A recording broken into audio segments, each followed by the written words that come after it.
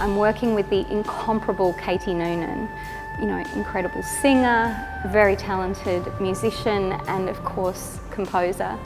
And she introduced me to this amazing young Brisbane producer by the name of Callan Alexander, who has worked as a DJ, an electronic producer. Instead of just relying on my own creative thoughts and processes, all three of us have been contributing to where we're going to take this work. So then we had this framework that we understood the length of each section, and so then Callan was able to go away and start writing music, knowing how long he had to pace certain sections for. For me, music and the live music and the moving body is a beautiful, sumptuous thing that is meant to be together. The music was not created just for the sake of music, it's created for the dancers and it's created for Amy's imagination. So we had to fulfill a purpose.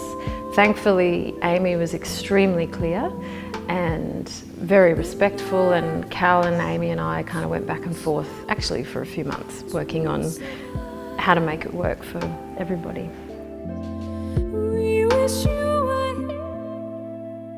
I guess I feel as a choreographer and as a dancer that I am very much the sum total of all of the people that I've ever worked for and with.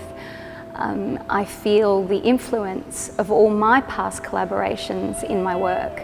I guess even though my concepts and my way of working may be considered quite contemporary, because I tend to really draw on the skill sets of the people in front of me, if the people I'm working with are exquisitely trained ballet dancers, I'm going to draw on that ballet technique quite heavily, but just sit it in my more contemporary framework.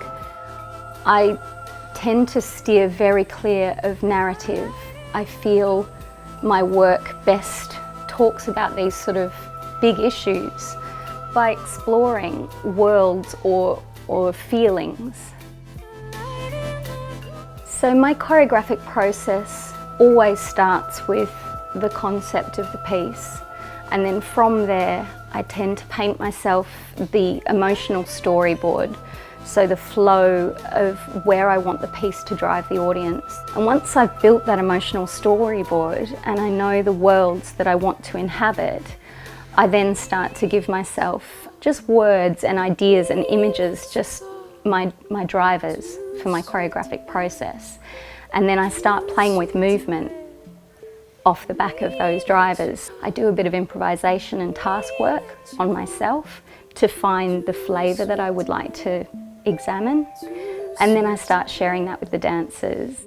And then I may set them some small choreographic tasks to see how they exercise their creativity.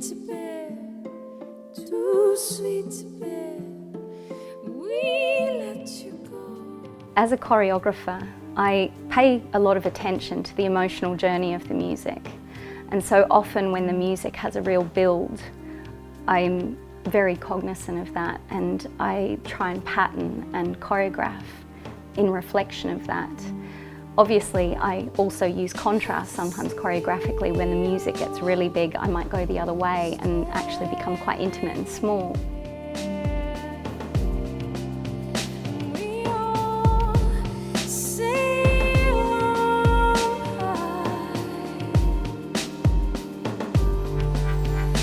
You see